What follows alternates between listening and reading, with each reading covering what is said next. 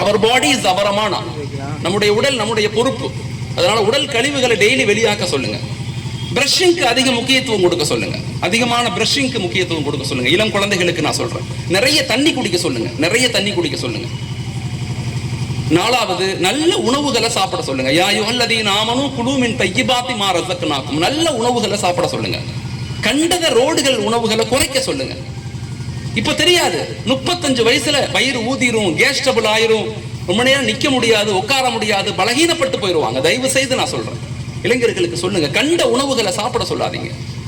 நல்ல ஆரோக்கியமான உணவுகளை பெண்கள் செஞ்சு கொடுங்க. இந்த வாலிப சமூகத்தை பாதுகாத்துக் கொள்ளுங்க. ஒரு காலத்துல நம்ம இங்கே மிகப்பெரிய வலிமையான சமூகமா மாறினாலும் உடல் ரீதியாக, அறிவு ரீதியாக, சமூக ரீதியாக பலமா இருந்தா மட்டும்தான் நம்ம நம்முடைய ரெப்ரசன்டேட்டிவ் கொடுக்க முடியும். அதுக்கு நம்ம நம்மளை தகுதிப்படுத்திக் கொண்டே இருக்கணும்.